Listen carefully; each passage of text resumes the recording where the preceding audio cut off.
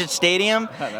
The criticism is this stadium's a bit of a sandbox, so why not try to hit it out of here?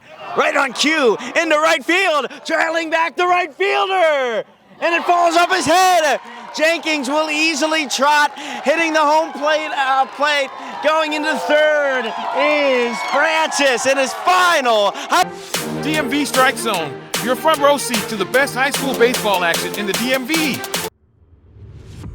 DMV Strike Zone presents the St. John's Cadets versus the Paul VI Panthers, Washington Area Catholic Schools Varsity Championship game. Hi, I'm Josh Penapento here in College Park for the WCAC Game 2 of the Boys Championship between St. John's and PVI. It's a beautiful day here as yesterday's Game 1 saw St. John's winning 5-2. PVI was able to strike first in the 6th inning until St. John's answered with 5 runs in the bottom of the frame. Will they be able to capture their 24th WCAC conference title here today? From College Park, I'm Josh Penapento for DMV Strike Zone. Third, we didn't see our first run until the 6th inning yesterday in Game 1. St. John's trying to capture their 3rd straight championship. The pitch is outside. Great way to work from an 0-2 count. DeVoe up 2-2 count with 2 outs. Big pitch coming on its way.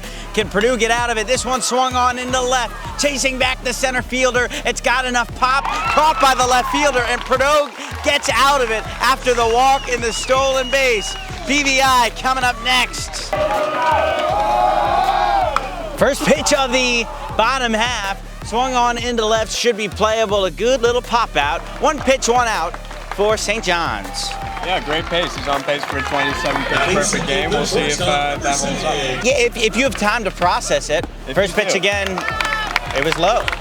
So it's called a strike. It's going to be pretty aggressive on the base path. You would think so, especially after St. John's made some noise. This one hit into left. Should be easy for the left fielder. That's Felton. And 2 outs. 1-0 count, 2 outs, man at first. Here he goes. Pitch on to third, should be a hard play. Jouette will get into second, runner in scoring position, and a runner at first with 2 outs. 3-1 count. Here it is. Clonked onto the third base play, should be routine, forgets the tag, smart play. That'll do it. Both teams threaten in the first inning. They don't come out with runs as PVI strands 2. We'll be back for the top of the second on SASN.TV. Yeah, and he's really attacking his own to start this inning here. Pitch number 3 is in the zone and grounded to third and thrown out at first. A weak grounder to down the left side. Hit with the first pitch in the elbow, and he will take his base quickly. Didn't seem to be too fazed by that one.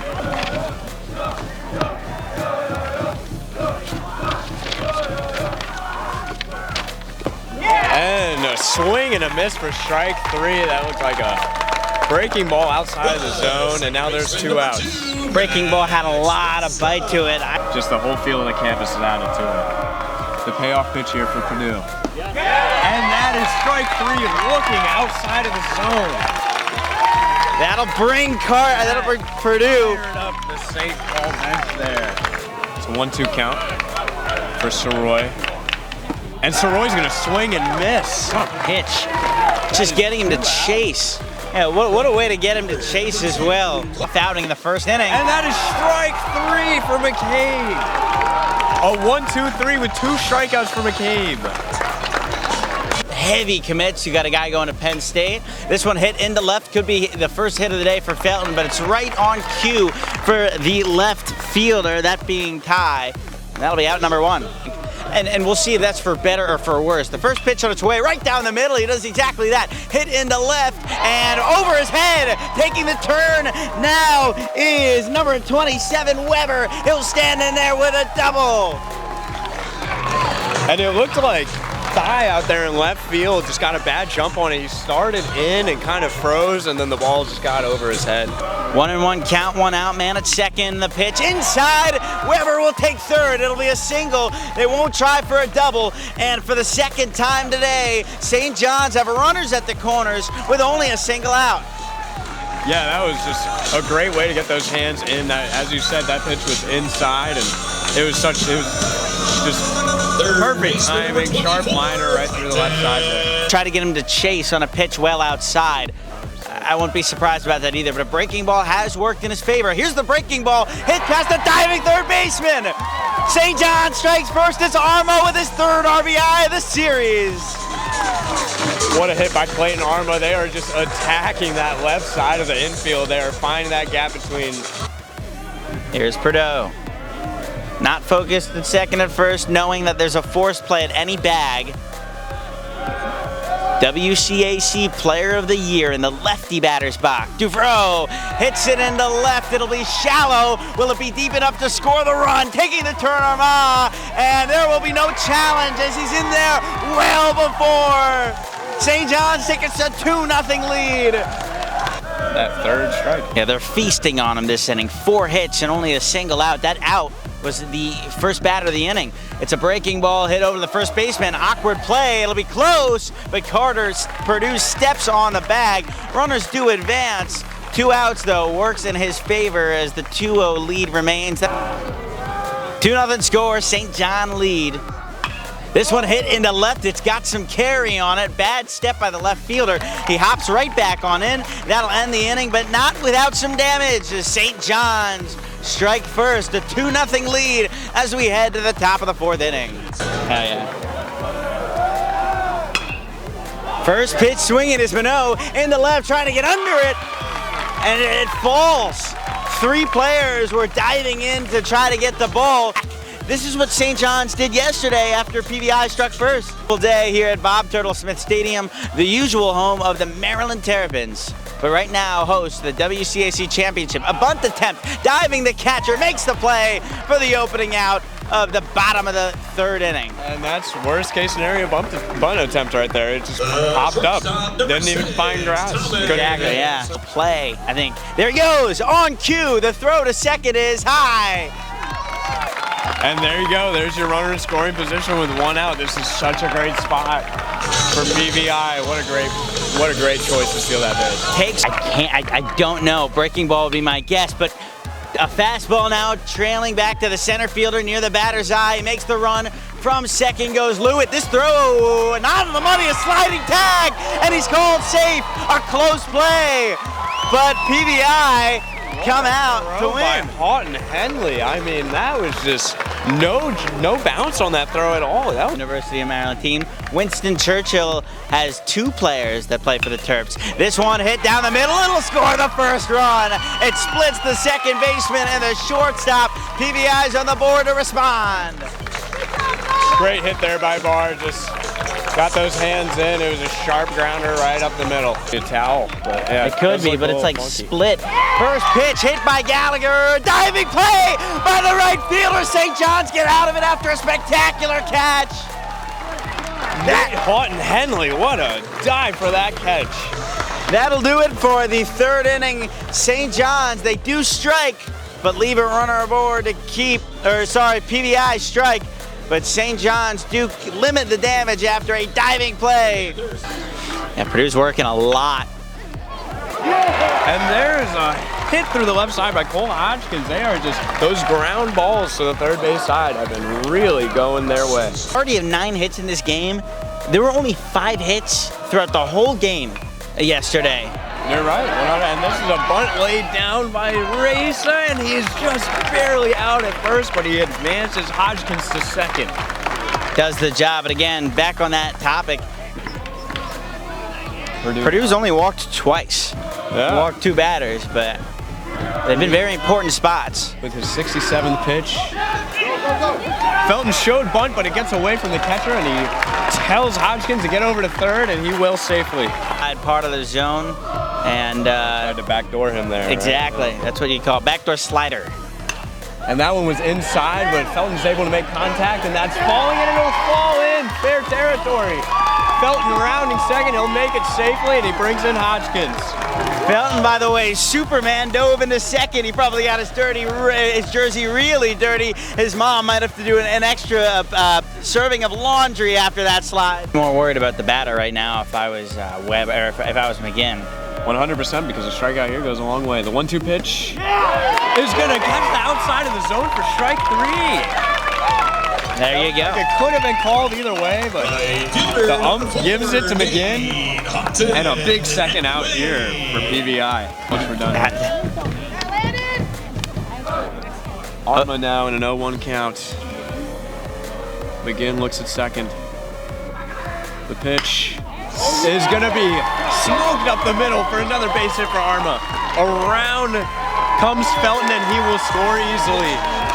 Another RBI single for Clayton Armah. Yeah, McGinn, it was smacked right to him. He did a little tap dancing to get out of the way of it. And I can understand why he doesn't want to play that ground ball. Because look, the pitch. It's going to be swung on a hit by Devereaux to the second baseman. That was 2 outs. Stepped on the bag and threw to first.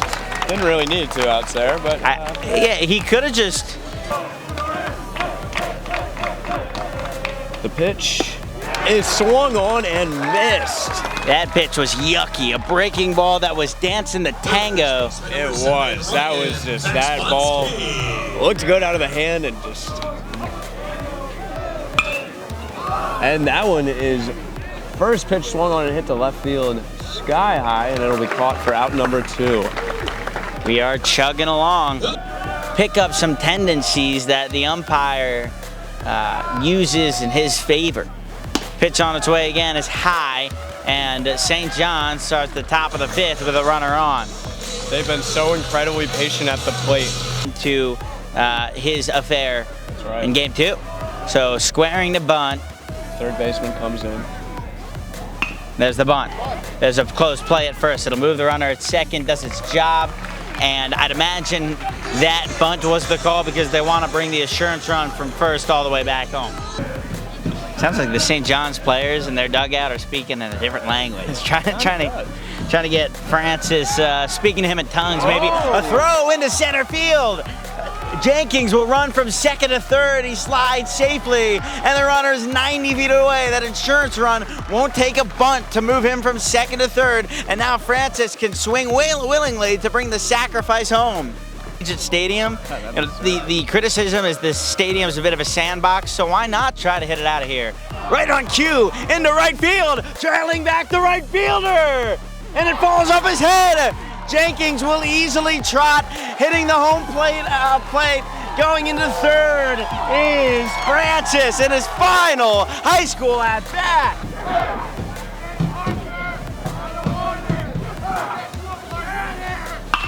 This one hit again into left. It will drop at the hands. A poor play by the man at third base. He will come in to score despite slipping at 6-1 St. John's. Yeah, Bassani there on third started to run on contact and then realized that could have been caught. It was so hard hit that it almost was a line out, but new pitcher rattled a little bit. Right on cue, and the catcher drops it on the transfer. That'll be a stolen base. It was a strikeout though. Felton went on a good breaking ball, so 2 outs. Runner does advance.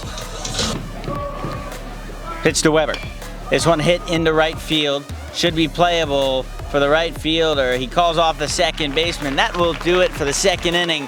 But for a third straight time, St. John's brings in 2 on 4 hits. 10-3 in terms of the hits. They leave a runner on, but they score 2, 6-1 when we return for the bottom of the 5th. Though.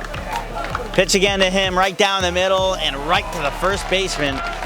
He didn't have to move over there at first. That is throwing it inside, and this one hit into center. Center fielder is under it again. So that's 3 pitches, and twice now it's hit essentially right onto the fielder and the area. So PVI is finally putting the bat to the ball, but just not in the right spot. Yeah, they're definitely making some loud noise here.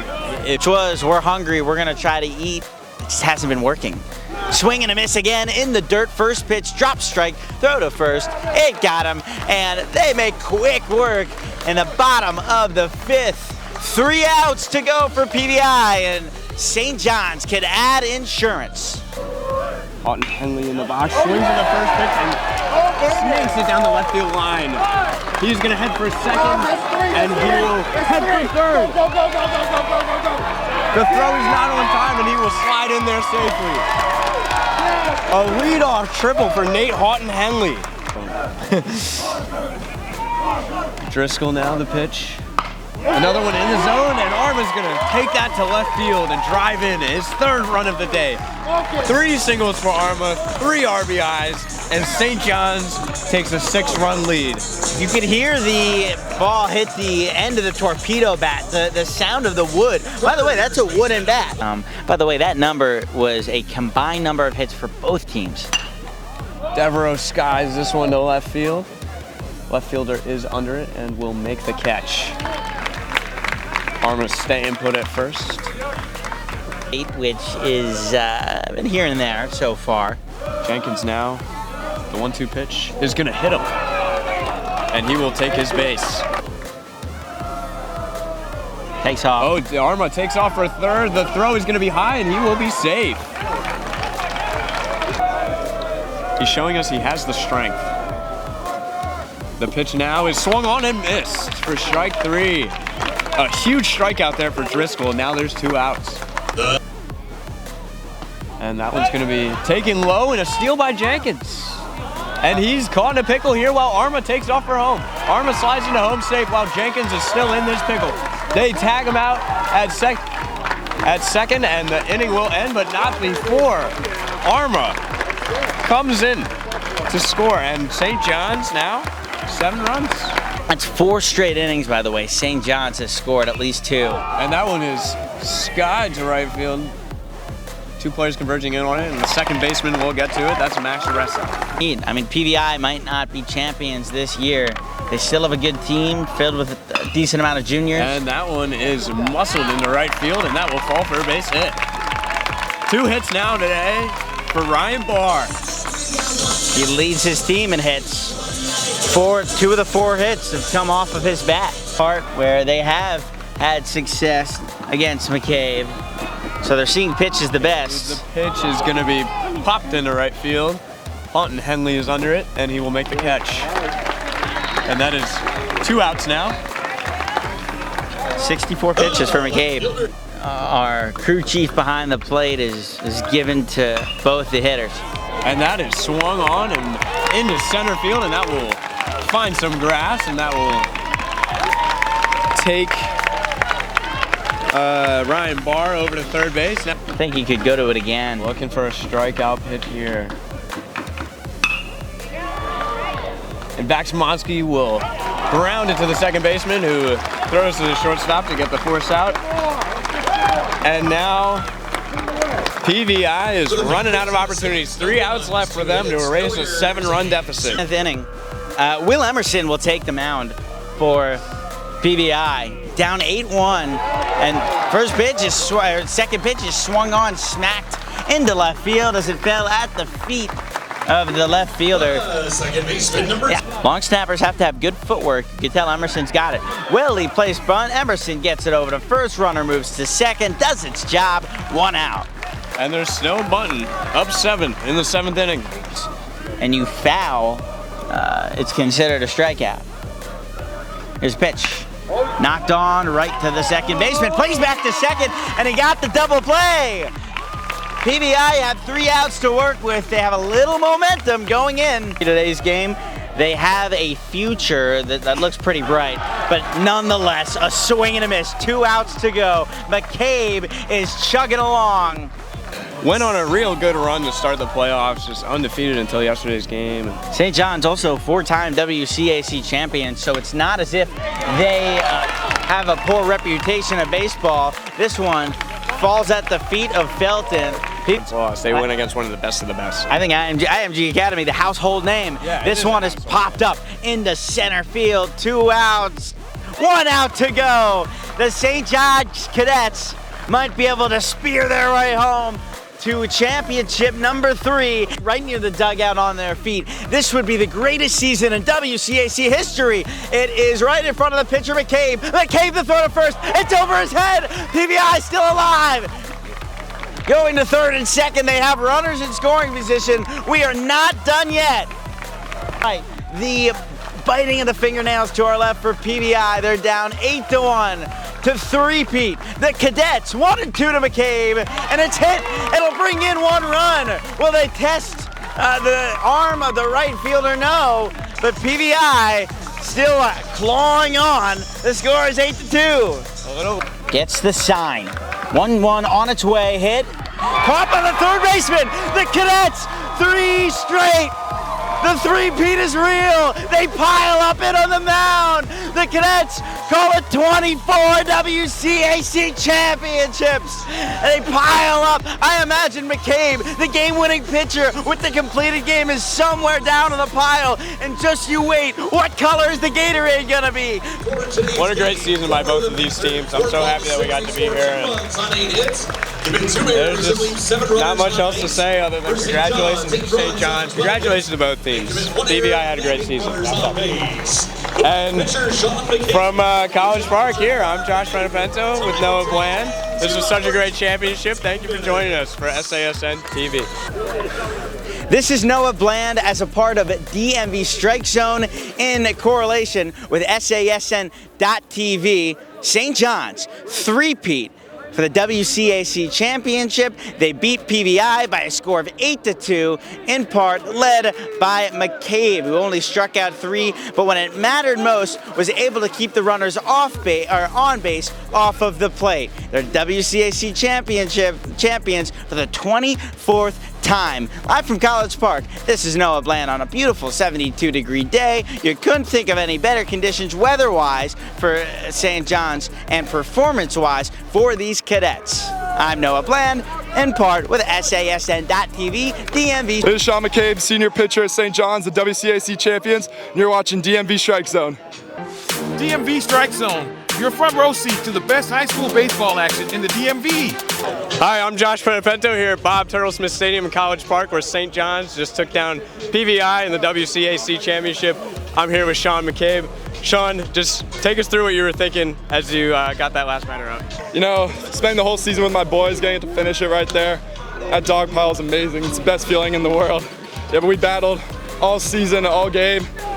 Our offense did amazing today, scored us a lot of runs, really gave me the support I needed on the mound, so just keep on working and get some outs. Yeah, and being able to throw that complete game there, what went into that?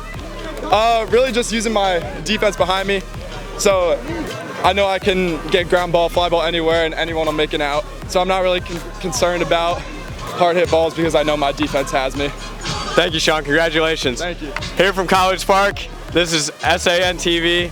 Congratulations, Sean. Hi, I'm Josh Panthers here in College Park after St. John's just took home the WCAC championship. We're here with DMV Strike Zone for SASN TV. Clayton, how are you feeling when that last out finally happened? Just electric, you know. We worked so hard for this, and for the ball to come back to me back-to-back years, because I knew last year and ended it again, it's just surreal. Yeah, being at the plate these last 2 nights, you've just really found it. What are you seeing out there? Yeah, you know, I mean, all year it was a struggle, to be honest. Hard hit balls were getting caught, and you know, I just kept the mentality that everything will fall at some point. So I just kept that mentality going in this as well. That's great. Congratulations, Clayton. Thank you. For DMV Strike Zone, I'm Josh Panthers. Yeah. All right, my name is Clayton Armah, 2025 WCAC champion, and you're watching DMV Strike Zone. Hi, this is Noah Bland, a part of DMV Strike Zone. I'm here with 3-time now champion Mark Gibbs. Well, 3 times in a row, Mark Gibbs. You're playing a PVI team that is very talented, but you managed to blow them out of the water in this game. After game 1, you can't really string a lot of hits together. You still managed to win. How do you change your approach, especially since it's a nicer day outside? No, we didn't change our approach. You know, I wouldn't say that. I would say that until the last out, this was a extremely tough game. They play really hard, and that's why they never gave up, even with 2 outs in the bottom of the 7th. You got to get 21 outs against them to win the game. They're not going to give you 21 outs, and they play really hard.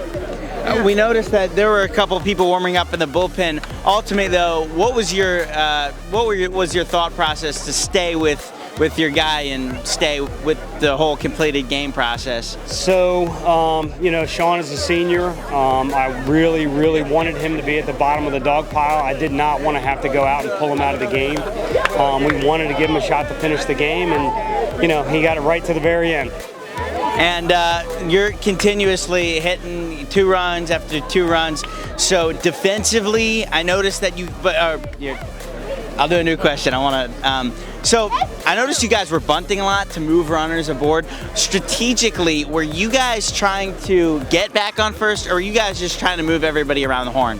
I felt like today we needed to do some stuff just to get some runners in scoring position a little bit earlier than we had yesterday when we had base runners on. And, it's not really, it's always part of our game plan to be able to move runners with bunts. We did a really good job today with getting those sack bunts down. All right, thank you so much, Coach. This has been Noah Bland as a part of DMV Strike Zone. St. John's, they have three-peat here at the University of Maryland College Park. Back to you at SASN.TV. Hi, this is Mark Gibbs. I'm the head baseball coach of St. John's College High School, and you are watching DMV Strike Zone. DMV Strike Zone, your front row seat to the best high school baseball action in the DMV. Powered by the Scholar Athlete Sports Network, SASN.TV.